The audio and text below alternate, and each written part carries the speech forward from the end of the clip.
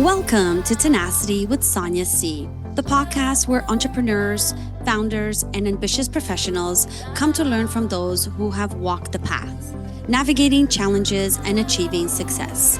Whether it's thriving in business, pivoting, scaling for growth, fundraising, or finding work-life balance, dealing with loneliness, adversity, or overcoming personal struggles. Our guests share the insights and strategies that have empowered them to level up. I'm your host, Sonia, and let's get started.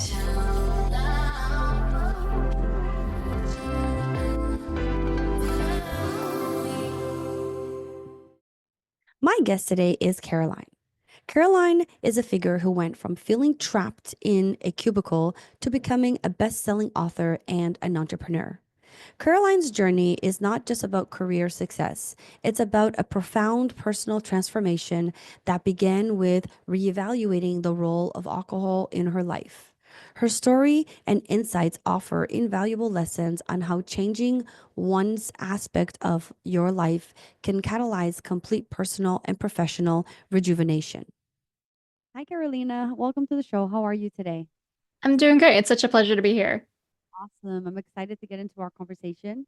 But before we do, could you just tell our audience a little bit about yourself? Absolutely.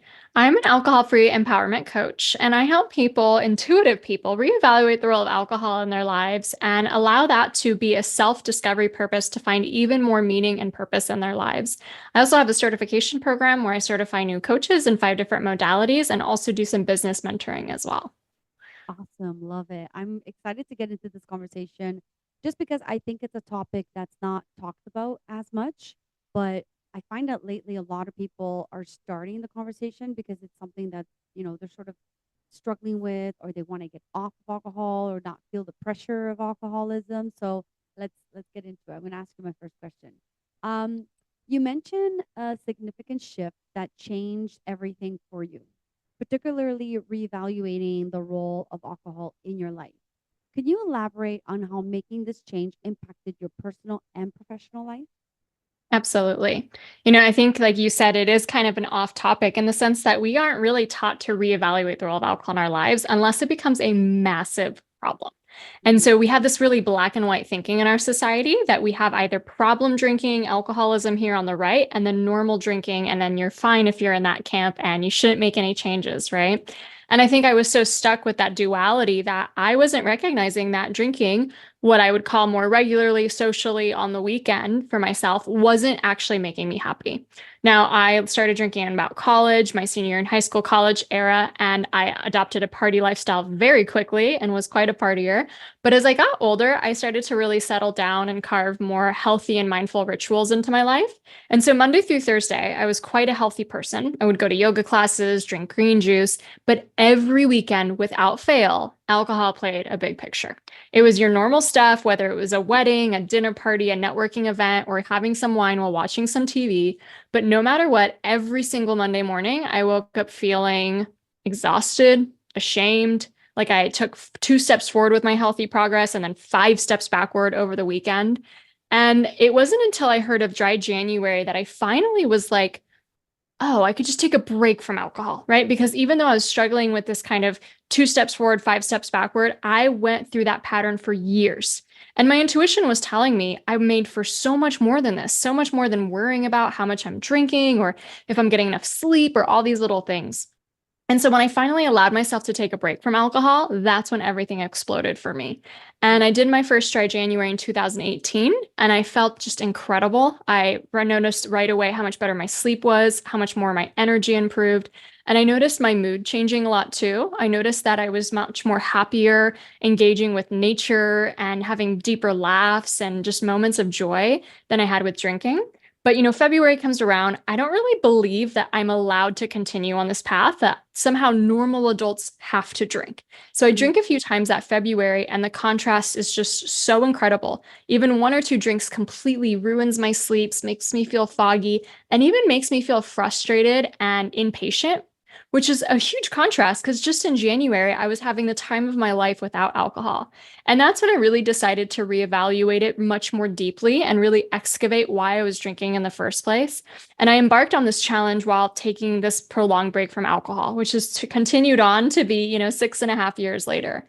And I would say every single facet of my life changed. First of all, back then I didn't realize that drinking was the highlight of my week. I was working an unfulfilling job. I was not in my stepping into my purpose or my leadership capacity. And I literally just couldn't wait for the weekend to go to happy hour with my friends or to unwind.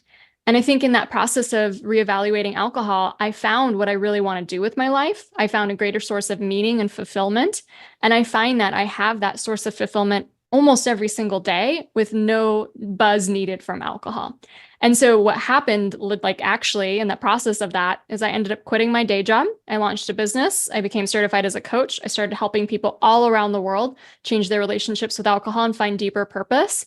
And I started just really enhancing the things I've always wanted to do. For example, I wrote a book that was published by HarperCollins called Euphoric, Ditch Alcohol, Gain a Happier, More Confident You. And, the dream of becoming an author was something I wanted to do for so long, but alcohol always seemed not to be consciously in the way, but let's just say it was a lot easier to open a bottle of wine than write the next great American novel. So it's like I challenged myself to do all the hard things that I never thought I was capable of. And I've been writing that wild success ever since. Now me and my husband, I was able to retire him a few years ago. We travel the world. We're growing an incredible company. And I really feel that joy and fulfillment every single day. So it's changed me physically, mentally, emotionally, spiritually, but also professionally. It's probably the hugest, very, very fulfilling change. Love it. So, why do you believe that reevaluating the relationship with alcohol, especially empowering intuitive women, how does this align with their professional aspirations and personal growth? Yeah. I think it's a great question because a lot of times we can see the link between really reevaluating alcohol or taking a break with our physical health.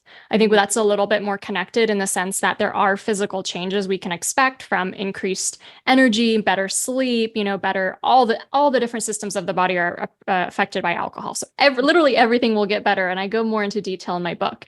But oftentimes people are a little bit more skeptical when I talk about how it's going to change your sense of drive and ambition and the things that you can accomplish in your professional life.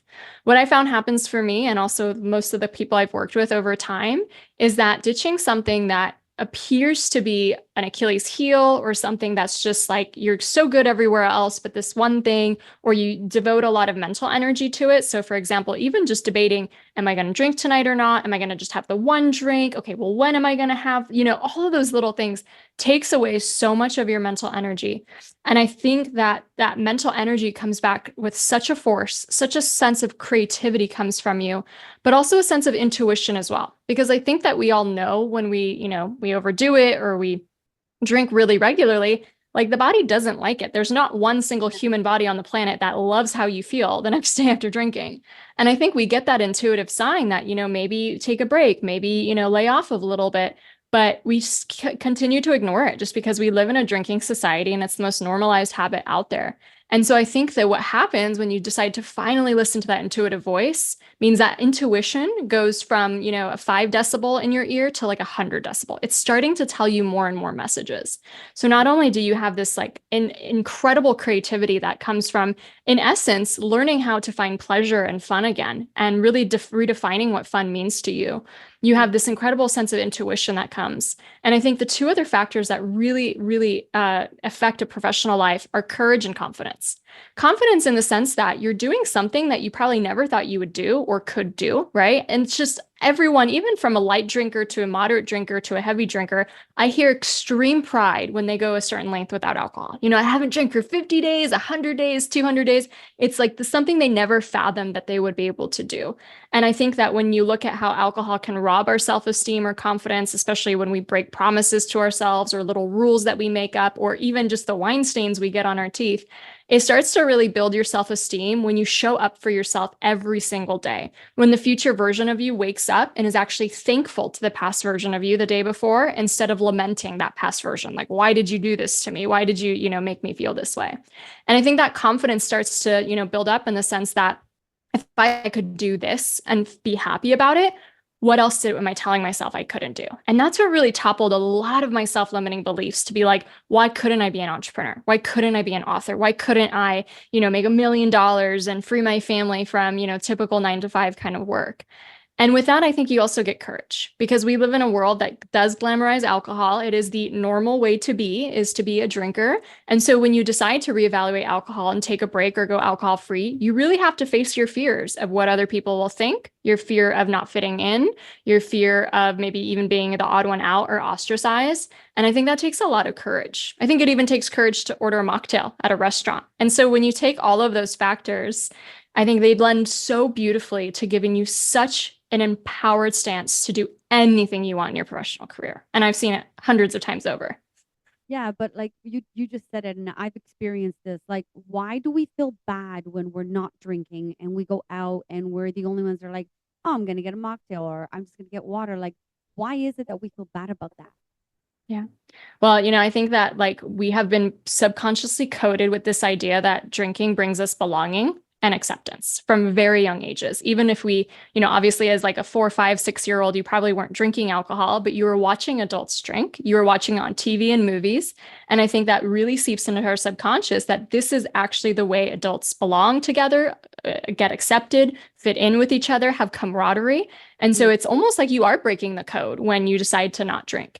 It also can trigger other people who might have, kind of insecurities about their own drinking as well. But I think what's so beautiful about that is, it really lends to leadership very well. There's statistics out there that show upwards from 50 to 70% of drinkers actually wish that they drank less or not at all. So it's like more people, most people, let's just say the majority of people overdrink because the health guidelines are actually very, very low. And most people wish they drank less or not at all. So when you're at that party or social event and, people are giving you a hard time because you're not drinking, first of all, just the knowing that they actually might potentially deep down wish that they drank less or not at all gives you kind of the advantage to know that in this moment, I'm not the odd one out. I'm actually the leader. Yeah. I'm the inspirer. I'm the role model. And it can take a while to build that confidence, obviously, with some practice. But I've seen it happen time and time again where one person in a social circle decides to ditch alcohol and it ripple effects across the entire social circle. So I really think it's almost like a leadership dilemma, whereas like sometimes being a leader means being the wolf of the pack and not the sheep. Love it. I really like that answer actually. So could you discuss the science behind the impact of alcohol on our bodies and brains, and what are the potential benefits individuals might expect from taking a break from alcohol? Yeah, I love that question. Well, I think didn't know how much alcohol really affects the body and brain so much, and especially when growing up in the era that I did, alcohol was almost conflated with a health beverage, right? That it's supposed to help heart disease and lower your risks over time. That red wine's good for you. Yeah. This has been thoroughly debunked. There's no safe amount of alcohol whatsoever. It's, it only risks cardiovascular disease over time. But the different things that can change and happen in the body, I like to kind of focus on the benefits, right? I don't like to focus on kind of the scare tactics. So knowing that alcohol is a toxin, it is literally the chemical is ethanol. It's the same thing that it's in our car fuel and rocket fuel and paint thinner, right? It is a poison that our body has to work overtime to detox. So every time we drink alcohol, our body goes into overdrive to process this toxin out of our body. And, compared to all the other things we eat, for example, metabolism has to halt so that we can process out this toxin. It impacts our REM sleep and our general sleep as reducing those cycles down to just 1 or 2 when we usually should get about 5 or 6. And your body is just working overtime to process all of that. In addition to that, because alcohol is a depressant, our body has this natural system to be able to combat that depressant, and it actually releases stress hormones in response to drinking alcohol, which is kind of ironic because most people drink, and so did I, out of a want to relax. But in response to drinking, alcohol actually releases cortisol, adrenaline, and something called dynorphin in our body. And dynorphin's less heard of, but it's kind of like the opposite of endorphins, and it actually makes us feel really low and sad. So if you get the Monday blues or the Sunday scaries after, some drinking over the weekend, that is actually physiologically the effect of alcohol. And, it's insane, but dynorphin has been found in really high levels of people who commit suicide. And I didn't realize that literally every single weekend I was injecting myself with this neurotransmitter that makes you feel so low and ashamed and sad. So within just 2 weeks, it's been proven that our blood pressure goes down. which is, just remarkable that in just 2 weeks, our blood pressure can go down. Mine is always now in the healthy limits when it used to be above the, 120 over 80 before. In about 5 weeks, they've proven that blood cholesterol goes down on average by 20 points. Mine went down actually by 50 points, which was incredible. It's also been proven that new cells and neurons regenerate in the brain with a break from alcohol. Alcohol is one of the worst things for our brain. It's been completely linked in Alzheimer's and dementia and just causing, buildup in the brain. And so within just 2 to 3 weeks, our neurons and cells regenerate there. It also proves that the gray matter in our brain over time starts to grow even more, which is incredible to know that just a break from alcohol can do that. Alcohol and cancer are very tightly linked, and that only 2 drinks a week for a woman is a 15% increase in breast cancer, which is just insane because you would think 2 drinks a week is so low. But they show that after a 5-week break from alcohol, that your blood cancer markers start to go down as well.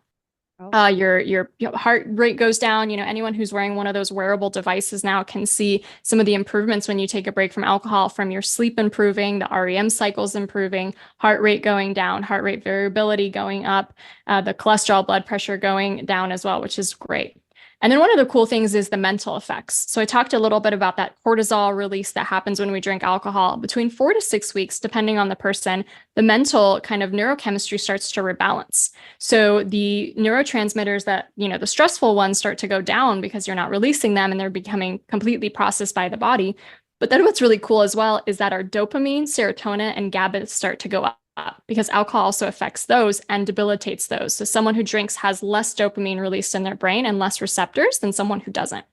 And what this means in layman's terms is like a surge of happiness, right? I remember being so enthralled with the clouds and the trees and just really being present to everything in life that had to offer me instead of looking forward to like the reward of a happy hour or something like that. And that surge of happiness really had me reevaluate so many different things in my life and really kind of rediscover how to find pleasure and fun in new ways instead of always resorting to alcohol as a source of fun and pleasure as well. So I'm sure there's more I haven't mentioned. I'd go over them all in my book, but those are some of the cool ones. I think that is just like, we're not saying you have to quit drinking forever, but if you've never tried a break from alcohol or, only when you're pregnant or something, it's actually a really, entertaining thing for both your health, your mental health, your emotional health to, take breaks regularly throughout time to experience all these incredible benefits and then really be able to weigh, do I prefer my life with alcohol in it or without, and be able to make an informed decision about that instead of just feeling that you're going to be deprived if you don't drink. Yeah. What about like someone who's like, I'm not gonna stop drinking. I still want to have a drink here and there, but I like the idea of taking a break. What should be the time between if you really want to like renew your body and grow new brain cells and all that stuff? What should be like a break? Like for me, for example, let's say I'm gonna say I'm not gonna drink for, should it be a month or two before I have another drink? Is there like a timeline? Yeah, so any amount of time is going to be beneficial than no amount of time, right? But I like the sweet spot of about 2 months because I think it's fairly doable. And a lot of the things happen around week 5. So a month is a little short. Like you're just getting on the verge of everything getting incredible, especially because the first few weeks, it takes a while for your circadian rhythms to rebalance and all those kinds of things. So my book has a 8-week plan also that you can follow that would guide you through not only what was going to come up during those 2 months, but also rewiring some of the subconscious beliefs we have around alcohol so we can really lose the desire for it. And also, all the situations that come up, whether it's going out for an event or a birthday or all those kinds of things. And, I found people, the more extended it is, also the more kind of self-development and really incredible things that happen. But I think one of the fallacies or one of the kind of problem blocks that people get to is kind of thinking, oh, well, I have to quit forever, so then I just won't do anything at all. And I think it's really enticing to just imagine, well, 2 months out of my life is not a really that big of a deal. And what if I actually like it better? What if I like socializing better? What if I find new ways to relax at home? What if I really enjoy it a lot better? How did the mindset changes you embraced while ditching alcohol contribute to your entrepreneurial journey? Can you draw parallels between these personal transformations and essential entrepreneurial skills? Absolutely. Well, I think one of the coolest things about reevaluating alcohol is it really forces you out of your comfort zone, right? It forces you out of the Friday night, Saturday night habit, out of reaching for a drink when you're socializing. Like you really have to become present again and rediscover how to build up confidence without a drink, how to engage with other people without a drink, how to, have fun or you relax without a drink. And so it's really forces you to take care of your emotional needs in new ways. And I Mm, think every time we get out of our comfort zone and do something new and potentially even scary, it really builds up our self-worth and our self-belief in ourselves. And, to me, entrepreneurship is just a series of getting out of your comfort zone all the time and yeah. taking big risks and really growing and growing and growing. And the level of spiritual, emotional, mental, physical growth that happens when you take a break from alcohol, I think it almost gives you these gifts. I talked a little bit earlier about the confidence, the courage, the creativity. And I almost imagine that you're getting these gifts in like a little sack, like a little backpack you can put on. And I don't think that these gifts are given to you purely just to go through an alcohol-free journey. I think these gifts are meant for you for the next kind of big challenge or beautiful goal you have in your life, which is why I see a lot of people really thriving in entrepreneurship when they go alcohol-free or even deciding to become entrepreneurs because they finally have that belief in themselves to be able to do it, or that confidence or that courage that is needed. So I think it's this incredible personal transformation that gives you so many of these incredible traits and resources that are needed to thrive in these kind of high pressure, incredibly risk kind of taking, adventures where you're really betting on yourself over anyone else or anything else. And so for me, it's been just that wild push out of my comfort zone to not only believe in myself and go after my bigger dreams. It's been what has really kind of attached me so much to growth. Like every single year, I do things that scare me so much. And that's only been constant ever since I ditched alcohol, right? It's only been this like new level of really challenging myself and doing these kind of bigger new things that has been so fulfilling and has been directly tied to that big change of like really making a symbolic decision for me. And this was my personal reason of alcohol to me represented me playing small. So why would I ever want to go back to playing small? Why would I ever want to go back to hanging out in my comfort zone when I've gotten all the rewards that happen when you leave that comfort zone? And of course, that's my personal analogy, and everyone's going to have that find their own deeper why. But I think that can be a really poignant one to kind of lend on. Love it. How has your personal story and the mission behind Euphoric helped in building your brand? What tips can you offer to founders on using their personal stories to enhance their personal brands? So good. I think that unless you really are a corporation selling some kind of widget, that like personal brand takes the cake, right? That it really, we are humans who love stories. We relate to other people based on stories. And yes, my company does help people ditch alcohol, but it actually does so much more because we found that there's that sense of purpose that comes alive with people. And I've had so many clients go on to write books or launch businesses or grow companies after they've ditched alcohol. So we've kind of moved into helping people do the personal growth it takes to really refine your purpose and take big leaps and do big scary things and play big in this world. We have a certification program that also helps people get, 5X certified in various modalities to become coaches and help other people. And then I also do business mentoring and retreats and all that kind of stuff. And so, my story is so pertinent to, I think, all the different levels and services that my business offers because, first of all, I'm my biggest case study. Right? Yeah. Like this works because it's worked not so only so well for me, but also all the lives that it's changed through that. And I think that, our reflections, I think why there's kind of a gravitation towards coaching and mentorship over kind of more the traditional white lab kind of experts with the white coats is because of the relatability factor. Like we want to learn from people who've actually gone and done the things we want to do versus people who just study it kind of theoretically. And so I think that, those personal stories where you can actually, share a message of, okay, well, here's how to face the fear of what other people will think, but here's a story I can tell to illustrate how this fear played up in my life. So I'm not immune to it, but then how I worked through it. And I think that's the symbolism our brain, or especially our subconscious, really needs to grasp the lessons like that and then be able to overcome those certain challenges and blocks ourselves. And, even if like one of the fears we have, let's say you're a personal transformation type business and you want to really help people. And one of the biggest roadblocks to that is even having someone take the first step in investing in themselves. It is super normal in our culture to have like sprees at Target and all over in different shopping things, but to, spend money on your personal development, right, is almost unheard of. And so even the lesson of taking the risk to invest in yourself and to really know that you're your biggest asset and that you have the biggest creative talent to be honored be illustrated through story and through founders being able to share how they've done that, how they took big risks. Look at someone like Richard Branson. Maybe his story isn't completely, spelled out in the marketing commercials they have for Virgin Atlantic or whatever, but he's a very well-known entrepreneur who does share his story in documentary and book format that really lends a special kind of je ne sais quoi to all the industries that he has founded, which I think is really special versus kind of a nameless, faceless brand. You don't connect as well, I think. Yeah, that's true. No, that's a very good point.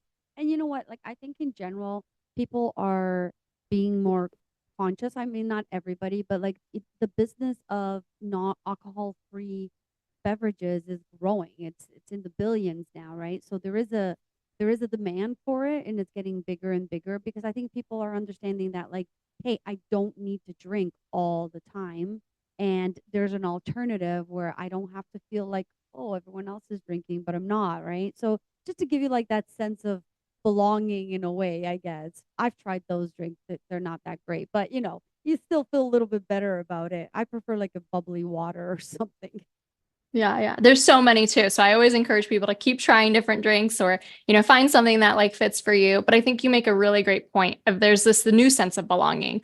The questions I like to leave people with to answer isn't do I have a drinking problem or am I drinking too much? It's the ultimate question of is this making me happy? Is this Yeah. actually helping me achieve my goals and dreams?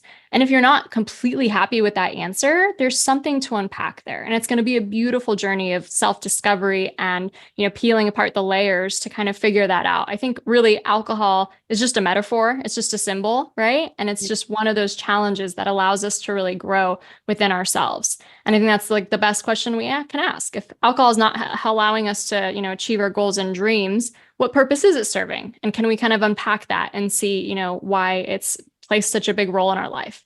And just because we've done something for so long in our society is not a good reason to keep doing it. I mean, for example, the patriarchy has been around for just as long as alcohol, right? And yet we can kind of have the consciousness to see that there are elements of our society that we can shift, right? While keeping some of the good and the rituals or all those beautiful things just in a different way.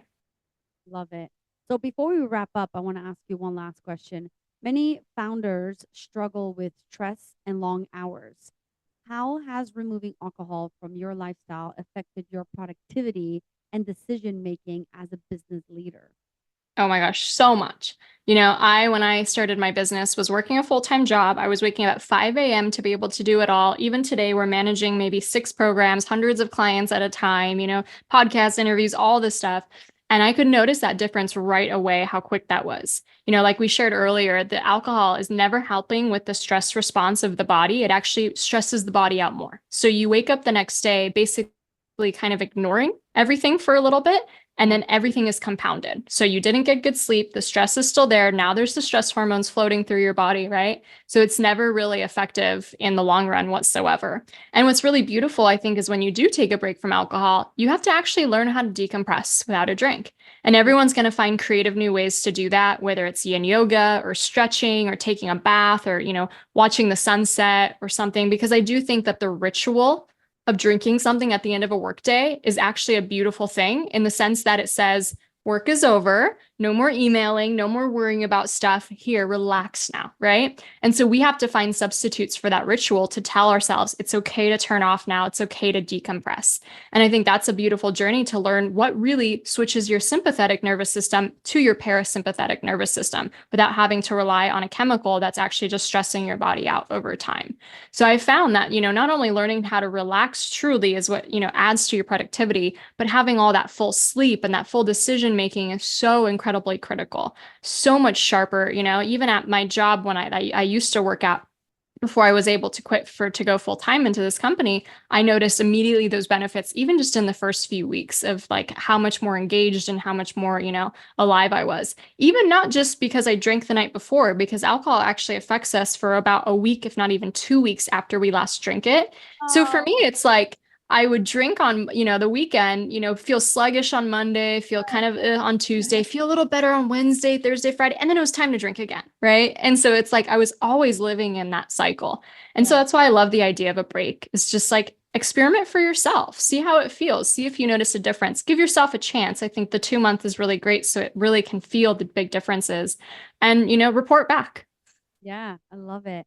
So before we go, can you tell us how to find you, the name of your book, where to find it, everything that people need to know to find everything about you?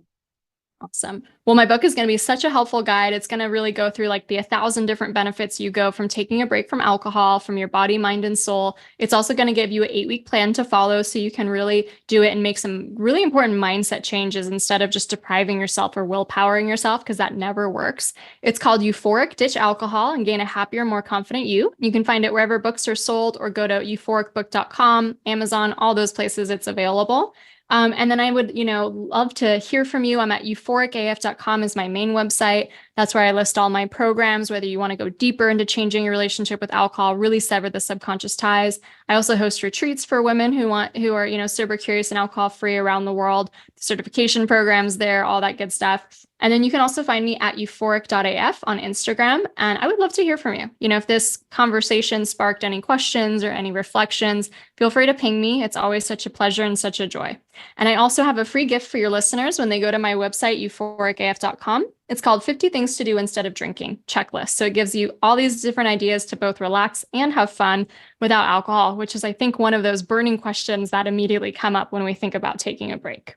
Thank you so much for all of that wisdom and sharing everything that you know with us. Oh, thank you. So fun. I want to thank Caroline for joining me today. It was truly enlightening to hear your story and the powerful insights you've shared today. Your journey from ditching alcohol to building a thriving business and empowering others is a testament to the strength of the human spirit and the potential within all of us to manifest incredible change. And that's a wrap. To our listeners, thank you for joining me on this journey of learning, growth, and inspiration. Don't forget to subscribe to this podcast on your favorite platform and connect with our community on social media. I'd love to hear your feedback, so leave a review and let me know what topics you'd want to explore in future episodes. Remember, the future belongs to those who embrace challenges, adapt with tenacity, and keep pushing forward. Keep growing, keep pivoting, and most importantly, stay tenacious in your pursuits. Thank you for tuning in, and I look forward to bringing you more insightful conversations in our upcoming episodes. This is Sonia signing off, but as always, keep chasing your dreams with tenacity.